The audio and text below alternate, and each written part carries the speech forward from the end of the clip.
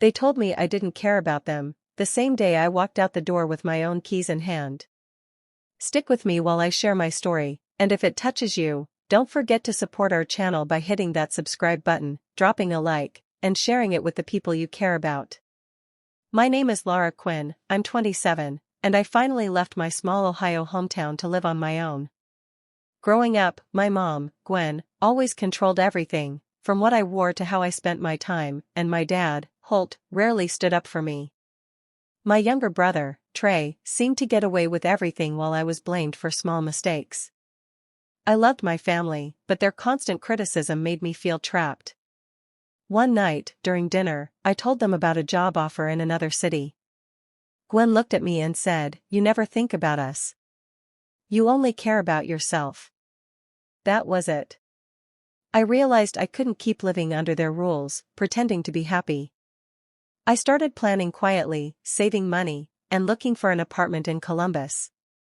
When I finally moved, I left a small note saying, "Maybe now you'll see what I've given up for you." At first, my family called nonstop, trying to guilt me, and Trey threw some of my things away. But I felt free for the first time. I started my new job, met new people, and discovered I could be strong and independent. Watching my parents struggle to manage without me was satisfying in a quiet way. They finally understood I wasn't abandoning them, I was choosing myself. Leaving wasn't betrayal, it was the only way to protect my happiness and reclaim my life. Growing up in the Quinn household was like walking on eggshells. My mom, Gwen, had this way of making everything about her. She expected perfection in every little thing I did and could turn a small mistake into a lesson on how I was disappointing the family. My dad, Holt, rarely intervened. He would just nod or try to smooth things over, usually siding with my mom to keep the peace. It left me feeling invisible most of the time, like my feelings didn't matter at all. Then there was Trey, my younger brother. He seemed to get away with everything. If he forgot to do homework or snapped at mom, it barely earned a comment. But if I even misplaced a book or spoke out of turn, I was told I was careless and selfish. Over the years, the constant criticism and comparison started building a quiet resentment inside me. No matter how well I did at school or how responsible I was at home, it never seemed enough. Family outings or celebrations felt more like tests than joy. I learned to hold back my opinions and hide when I wanted something for myself, because anything that didn't align with mom's idea of perfect was wrong. Even simple achievements were twisted into lessons about my failures. That unfairness, over time, planted a seed in me, a desire to escape, to prove that I could live and succeed without constantly being judged or measured against someone else's expectations. It wasn't hatred, but a growing certainty that I needed my own space to breathe and finally be recognized for who I truly was. It was a chilly Friday evening when the family gathered for dinner, the air already thick with tension. I tried to share some exciting news about a promotion I was hoping to get at a company in another state. Instead of encouragement, my words were met with sharp looks and dismissive comments. Gwen scoffed, interrupting me before I could finish, saying, "Why are you always thinking about yourself? Don't you care about this family at all?" Her voice carried that familiar sting, the one that always made me question myself. Holt stayed quiet, as usual, glancing between us without saying a word, letting her control the room. Trey rolled his eyes and muttered under his breath, making the conversation even more unbearable. It felt like I was invisible, like my hopes and dreams didn't matter at all.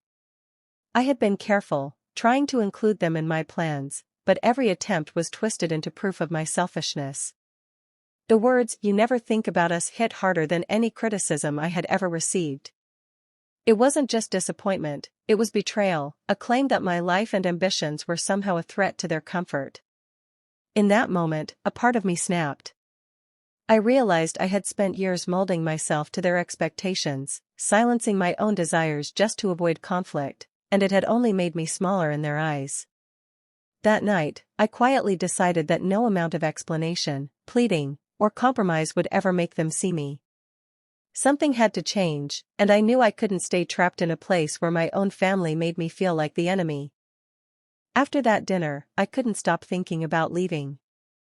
I started looking at apartments in Columbus quietly, avoiding any questions from my family.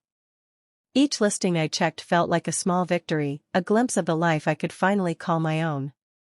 I made a budget, carefully saving every extra dollar from my job, and even began imagining how I would arrange my new space, painting walls, and choosing furniture without anyone else's opinion. The thought of leaving filled me with a strange mix of guilt and relief. I knew my parents would see it as betrayal, and part of me hated that I would hurt them. But another part buzzed with excitement. I could make decisions without being second-guessed, speak freely, and breathe without constant judgment. It was intoxicating to think that I could wake up in a space that belonged entirely to me, a place where I wasn't defined by their rules. At the same time, I felt a quiet thrill imagining their reaction when they realized I had truly left. I wanted them to feel the absence I had felt for years, the chores I had done, the quiet compromises I had made, all taken for granted. I pictured them noticing the emptiness, realizing that life at home without me was more complicated than they had ever admitted. It wasn't about punishment, exactly, but about letting them understand that I had value beyond their narrow expectations. Every step of preparation, every careful plan, strengthened my resolve. The decision was no longer just about moving out, it was about claiming my independence and finally showing them what it meant to lose me. The morning I moved out, the house felt heavier than usual. Sunlight spilled through the windows, but it couldn't warm the tension that lingered in the air. My parents hovered, pretending not to notice the boxes stacked neatly in the corner, glancing at me with mild curiosity but saying nothing. Their silence felt both dismissive and uneasy, like they suspected something but refused to confront it. I moved deliberately, packing each item with care, making sure the things that mattered most were tucked safely away. Clothes, books, and small keepsakes, everything I had held on to for comfort, went into boxes that symbolized more than just belongings. I left a simple note on the kitchen counter, words chosen carefully, "Maybe now you'll see what I've given up for you." It wasn't angry, just honest, a quiet truth I wanted them to feel without me saying it aloud. As I closed the door behind me, I felt a rush of conflicting emotions. There was a weight of sadness, knowing I was leaving behind family routines, familiar sounds, and the people I had loved despite everything. But there was also a surge of strength, a sense of empowerment that came from finally taking control of my own life. Each step away from the house was a step toward freedom, and even though part of me ached at the thought of disappointing them, another part of me swelled with pride. For the first time I was choosing myself completely, and it felt terrifying and exhilarating all at once. Within hours of settling into my new apartment, my phone started ringing nonstop. Gwen's voice was sharp and accusing, each call dripping with guilt. "How could you leave your own family?" she demanded, as if my decision to live independently was a crime. I answered carefully, keeping my tone calm, but inside I felt the old mix of frustration and exhaustion. Holt didn't intervene. As usual, he stayed silent, offering no defense, no reassurance, as if my feelings didn't matter at all. His inaction stung more than Gwen's anger. It was a quiet confirmation that I had always been on my own emotionally. Then there was Trey. True to form, he found ways to express his resentment in small, spiteful gestures. I learned later that he had gone through some of my old belongings and thrown parts of my childhood keepsakes into the trash. That petty act cut deeper than words because it wasn't just about the objects, it was an attempt to erase the memories and efforts I had invested in that family. It became clear that no matter what I achieved, no matter how carefully I tried to explain myself, they only saw my departure as abandonment. My reasons, my hopes, my need to breathe and grow, were irrelevant in their eyes. Their sense of betrayal was mine alone to feel, but theirs too, in a strange way. They were losing someone who had silently carried the weight of their household for years. For the first time, I truly understood that leaving wasn't hurting me, it was a mirror showing them the consequences of the way they had treated me. Settling into my new apartment felt like stepping into a world that finally belonged to me. The small space was mine to organize, decorate, and live in without anyone questioning my choices. Each morning, I left for my new marketing job with a sense of purpose I hadn't felt in years.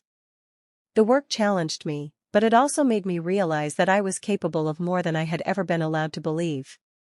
Day by day, I noticed myself changing. I spoke up in meetings, contributed ideas without fear, and began to trust my instincts. The independence I had longed for was no longer a dream, it was my reality.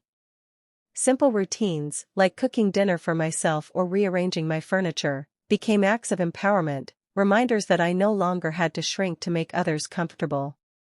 As I reflected on my past, memories of the constant criticism and emotional manipulation surfaced. I realized how much energy I had wasted trying to meet impossible expectations, and how my family had taken my efforts for granted. But instead of bitterness, I felt clarity. Thriving in my own life became its own quiet revenge. Each achievement, each small victory, was a testament to what they had underestimated. The sense of self-assurance I gained contrasted sharply with the doubt they had instilled in me for so long. In the freedom of my apartment and the rhythm of my new job, I discovered not only independence but also the satisfaction of proving, silently and powerfully, that I could succeed on my own terms. A few weeks into my new life, I started hearing from them in a different tone. Gwen's calls were quieter, hesitant, as if she had begun to notice the small ways the house had fallen apart without me. Bills went unpaid, chores piled up, and the routines I had always managed flawlessly were suddenly overwhelming for them. For the first time, she seemed aware of just how much I had done to keep everything running smoothly. Holt, too, began to show signs of strain. The calm, passive man I had known now seemed restless and frustrated, fumbling through tasks he had never handled on his own. The sense of control he always relied on at home was gone, leaving him unsure of how to move forward without my guidance.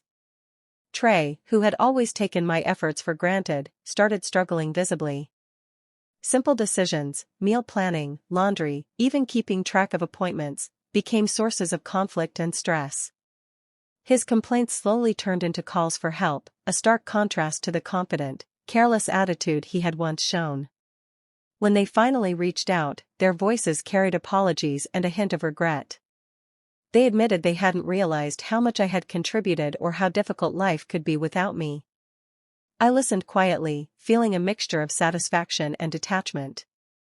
I had no intention of returning to old patterns.